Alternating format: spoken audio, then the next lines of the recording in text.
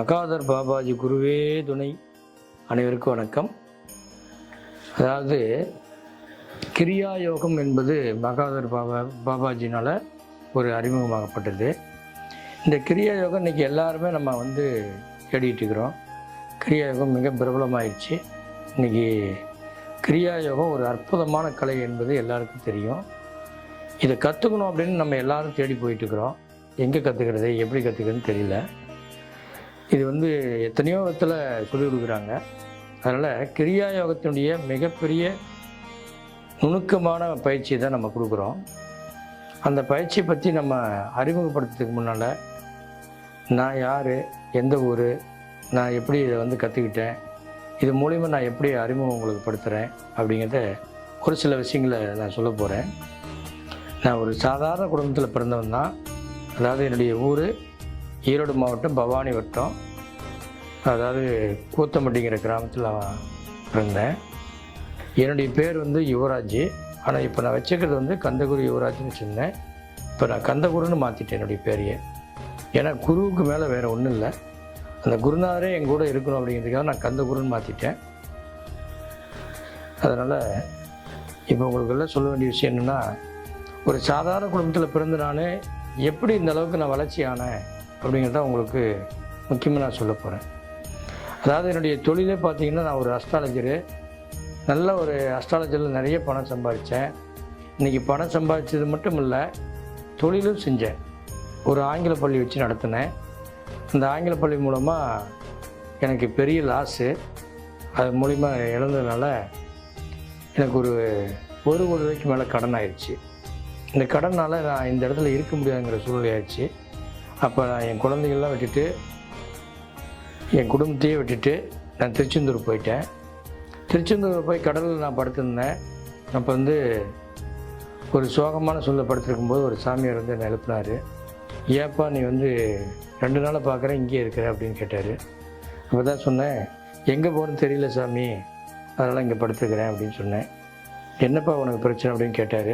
அப்போ தான் நான் சொன்னேன், இந்த மாதிரி ஒரு அஸ்ட்ராலஜரு, நல்லா நிறைய வருமானம் சம்பாதிச்சேன். அந்த பணத்தில் வச்சுருந்து நான் ஒரு ஆங்கில பள்ளி நடத்தினேன். இப்போ இந்த ஆங்கில பள்ளினால் எனக்கு பெரிய லாஸு. இந்த பள்ளி லாஸ் ஆனதுனால என்னால் கடன்காரனுடைய தொந்தரவு அதிகம், என்னால் தாங்க முடியல. அதனால் நான் ஊரை விட்டு வந்துட்டேன் சாமி. நான் திருச்செந்தூர் வரணும்னு ஒரு நோக்கம் வந்துருச்சு. நான் இங்கே வந்துட்டேன். இப்போ எங்கே போகிறேன்னு எனக்கு தெரியல. அதனால் இப்போ என்ன பண்ணுறேன்னு எனக்கு புரிய மாட்டேங்குது அப்படின்னு அவர்கிட்ட எல்லாமே சொன்னேன். சரிப்பா, நான் காசி தான் போகிறேன், 2 பேரும் காசி போகலாவா அப்படின்னு கூப்பிட்டாரு. சரின்ட்டு நான் காசி கிளம்புனேன். காசியில் போய் என்ன பண்ணுறதுன்னு தெரியாமல் இருந்தேன். அவர் எனக்கு சிவனோட வில்வக்காயில் திருவோடு வாங்கி கொடுத்து என்னை பிச்சை எடுக்க வச்சார். அதையும் நான் செஞ்சு பார்த்தேன்.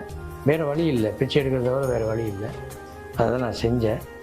காசியில் குளிக்கும்போது நினச்சேன், இங்கேயும் நான் பிச்சை எடுத்து இந்த காசியில் குளித்தா தான் கங்கையில் என்னுடைய கர்ம ஒழியுமா அப்படின்னு நினச்சேன். நிச்சயமாக அந்த மாதிரி தான் ஒழிஞ்சுது. அதிலிருந்து சில காலங்களாகி அமர்நாத் போனேன். அமர்நாத்தில் நிறைய வருமானங்கள் உண்டு, அங்கே போய் பிச்சை எடுக்கலாம் அப்படின்னாரு. சரின்னு சொல்லிட்டு நான் அமர்நாத்துக்கு போய் அங்கே தங்கியிருக்கும்போது ஒரு சாமி ஒருத்தர் பயிற்சி பண்ணிகிட்டு இருந்தார். அவர் தொடர்ந்து பார்த்துட்டு இருந்த ஒரு வாரமாக அவர் என்னை கூப்பிட்டாரு. போனேன். அவர் பெரிய ஒரு ஓலைச்சுவடி வச்சுருந்தார். அந்த ஓலைச்சுவடியில் என்னை அந்த நூல் போட்டு பார்க்குறது பிரசன்னம் பார்த்தார். என்னை பார்த்த உடனே ரொம்ப புன்னகையோடு சிரித்தார். ஏன் சாமி சிரிக்கிறீங்கன்னு கேட்டேன். நான் 4 வருஷமாக தேடினால நீதாப்பா, நீ இன்றைக்கி வந்துட்ட, எனக்கு ரொம்ப சந்தோஷமாக இருக்குது அப்படின்னாரு. என்னப்பா, நாம் 4 வருஷமாக நம்மளை தேடுந்தா அப்படின்னு நான் ஆச்சரியமாக தான் பார்த்தேன். அவர் சொன்னார், என்னுடைய குருநாதர் கைலாய மலையில் இருக்கிறாரு, அவர் பேர் மௌன சித்தர். அவர் இந்த மாதிரி ஒரு மாட பிறப்பில் ஒருத்தர் வருவார், அவருக்கு இந்த பயிற்சி இந்த கலையை கொடுத்துட்டு வா, காத்திருந்து கொடுக்கணும் அப்படின்னு சொன்னார். அவர் என்ன சொன்னாரோ அது மாதிரி அந்த ஏடில் வரும் அப்படின்னு சொன்னார். அப்போ அந்த ஏடை நீக்கி பார்க்கும்போது முருகனும் ஒரு பக்கம் மயிலும் இருந்தது. அதை தான் கேட்டேன். கிரியா யோகத்தினுடைய முதல் சக்தியான கடவுளை முருகர் அப்படிங்கிறது அதில் உறுதியாச்சு. அப்போ தான் அவர் எனக்கு எல்லாருமே வழி காமிச்சார். அந்த பயிற்சி கொடுக்கும்போது ஒரு 48 நாள் பண்ணணும் அப்படின்னாரு. சரிங்க சாமின்னு சரி நான் ஏற்றுக்கிட்டேன். முதல் நாள் பயிற்சி பண்ணும்போது குளிச்சுட்டு வந்து உட்காரும்போது பசி எடுத்துருச்சு. நான் வந்து பசிக்குது சாமி, ஒரு 2 இட்லி சாப்பிடவா அப்படின்னு கேட்டேன். அவர் சொன்னார், இந்த தீர்த்தம்பொடி சாப்பிடு அப்படின்னு சொல்லி தீர்த்தம் கொடுத்தாரு. நான் வாங்கி சாப்பிட்டேன். மற்றது எதுவுமே சொல்ல அவர். மீண்டும் கொஞ்சம் நேரத்தில் எனக்கு பசியில் அடங்கிடுச்சு.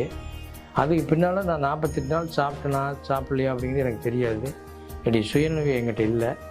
அவர் கூடயே இருக்கிறேன். ஆனால் நான் என்ன பண்ணுறேன் ஏது பண்ணுறேன் எனக்கே தெரியல. அந்த மாதிரி தான் வாழ்ந்தேன். ஆனால் பயிற்சி மட்டும் எல்லாமே சொல்லி கொடுத்து எனக்கு அந்த பவர் எல்லாம் கொடுத்தாரு. எனக்கு எல்லாமே அது நல்லா புரிஞ்சுது. எனக்கு அப்படி ஒரு சந்தோஷமாக இருந்தது. எதை பற்றி எனக்கு கவலை இல்லாமல் இருந்தேன். 48 நாள் முடித்த உடனே அவர் சொன்னார், நேரம் வந்துருச்சு நீ கிளம்பலாம் அப்படின்னாரு. என்ன சாமி சொல்கிறீங்க, நான் உங்கள் கூடயே வரேன் அப்படின்னேன். இல்லைப்பா நீ எங்கள் கூடலாம் வர முடியாது, நான் குருநாதர் கொடுத்த உத்தரவுப்படி உனக்கு கொடுத்துட்டேன். நீ இதை வாங்கிட்டு நீ கிளம்பு. நீ போய் அந்த பயிற்சியை தொடர்ந்து பண்ணு. உன்னுடைய கஷ்டம், கடன் பிரச்சனை, உன்னுடைய உடல்நல பிரச்சனை, உன் குடும்ப பிரச்சனை அத்தனையும் நீங்கும். அதுக்கு பின்னால் உனக்கு அந்த நம்பிக்கை வந்ததுனால இந்த உலகம் பூரா நீ பரப்பு, எல்லாருக்கும் கொடு, இந்த பயிற்சி தொடர்ந்து விளங்கட்டும், பேர் வாங்கட்டும் அப்படின்னு சொன்னார். சரின்னு சொல்லிட்டு நான் அந்த பயிற்சி வந்து கற்றுக் கொடுத்தது மட்டும் இல்லாமல் எனக்கு ஓலைச்சுவடிகளும் அதனுடைய மிக முக்கியமான தீட்சை கொடுக்குற நம்ம ஸ்படிகத்தில் செய்யப்பட்ட சிவலிங்கமும் எங்கள் கையில் ஒப்படைச்சார். 2 வாங்கிட்டு நான் கிளம்புனேன். அவர் வந்து ஃபோட்டோ எடுக்கலாமான்னு கேட்டேன். வேண்டான்னாரு. இருந்தாலும் நான் ஒரு ஃபோட்டோ எடுத்து பார்க்குறேன் அப்படின்னு சொல்லியிருந்தேன். அப்புறம் எடுத்தேன், விழுகலை. அப்போயே நான் தெரிஞ்சுக்கிட்டேன், ஏதோ ஒரு அவதாரமாக தான் வந்திருக்கிறாரு, இது கடவுள் தான் அப்படின்னு நான் தெரிஞ்சுக்கிட்டு ஆசீர்வாதம் வாங்கிட்டு நல்லபடியாக நான் கிளம்பிட்டேன். நான் கிளம்பி வந்தப்பனால ஒரு 3 வருஷம் இந்த பயிற்சி தொடர்ந்து பண்ணிகிட்டே இருந்தேன், என்ன தான் நடக்கும் அப்படின்ட்டு. அப்போ பார்க்கும்போது ஒரு 3 வருஷத்தில் என்னுடைய வாழ்க்கை பிரச்சனை எல்லாமே சரியாயிடுச்சு. கடன் பிரச்சனை நிவர்த்தியானேன். என்னுடைய குடும்ப கஷ்டம் நீங்கினேன். என்னுடைய சுற்றுப்புற சூழல் எல்லா பிரச்சனையும் நான் விடுபட்டேன். இப்படி விடுபட்ட போது தான் எனக்கு புரிஞ்சுது, இந்த கிரியாயோகம் எவ்வளோ பெரிய மகத்துவம், எவ்வளோ பெரிய ரகசியம். இது நமக்கு கிடைச்சிருக்குன்னா பெரிய பாக்கியம். இது நாம்ளே இவ்வளோ கஷ்டப்பட்டு வேதனைப்பட்டு உயிரோட சூழ்நிலைக்கு போய் இது கிடைச்சிது அப்படிங்கும்போது, இது எத்தனையோ மக்கள் இந்த மாதிரி நம்ம நாட்டில் இருக்கிறாங்க.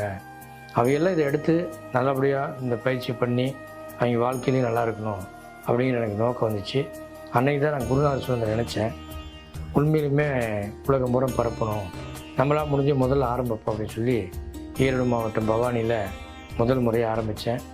இன்றைக்கி ஈரோடு, கோயம்புத்தூர், திருச்சி, மதுரை, சென்னை, பெங்களூரு, பாண்டிச்சேரி இது எல்லாம் இப்போ நடத்திட்டு வரேன். மகா சிவராத்திரின்னு சொல்லி மாதம் சிவராத்திரி அன்னைக்கு ஈரோட்டில் பிரம்மாண்டமாக நடத்துகிறேன். இந்த நிகழ்ச்சியை 2 நாள் நிகழ்ச்சியை நடத்துகிறேன். நிச்சயமாக எல்லாருமே இதை கலந்துக்கிட்டு ரொம்ப ஆனந்தமாக போகிறாங்க. வருஷம் நம்ம சிவராத்திரி தான் மிக முக்கியமான நாளாக நம்ம கொண்டாடுறோம்.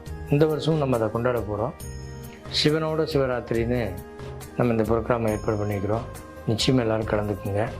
அது மட்டும் இல்லை, இந்த கிரியா யோகத்தினால என்ன நடக்குதுன்னு கேட்டிங்கன்னா, முதல்ல ஒரு மனுஷனுக்கு உடல் இருக்கிற அத்தனை விதமான நோய்களும் குணமாகுது.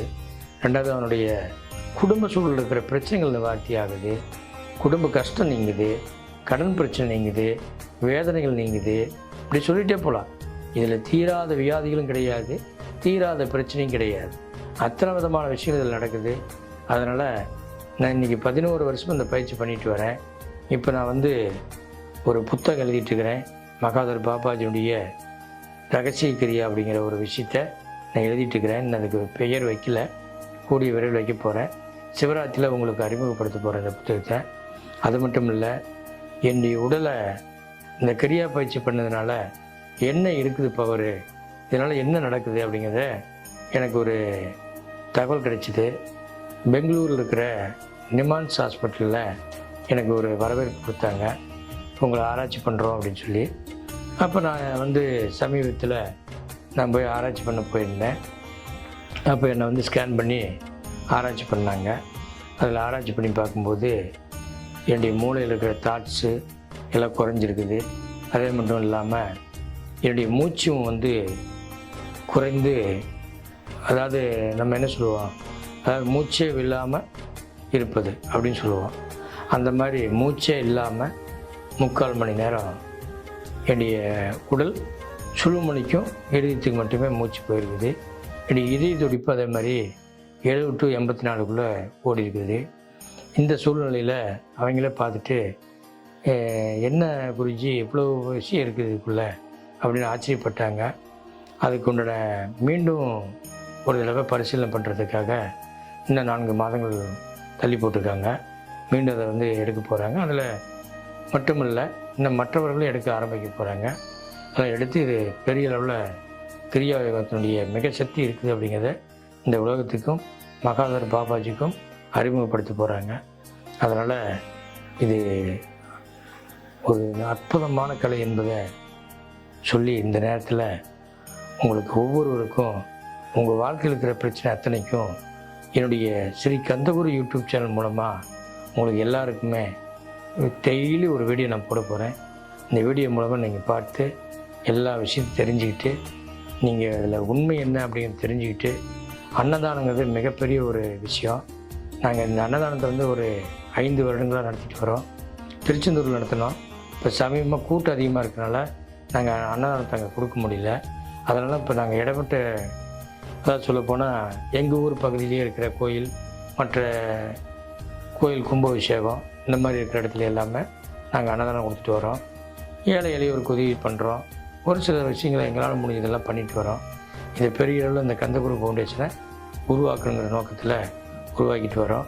அது மட்டும் இல்லை, நீங்களும் எல்லோரும் இந்த பயிற்சி கிரியாயோகத்தை கற்றுக்கொண்டு என்றும் சும்மா இரு, சுகமாயிரு, என்றும் ஆனந்தமாயிரு என்று கூறி நன்றி, வணக்கம்.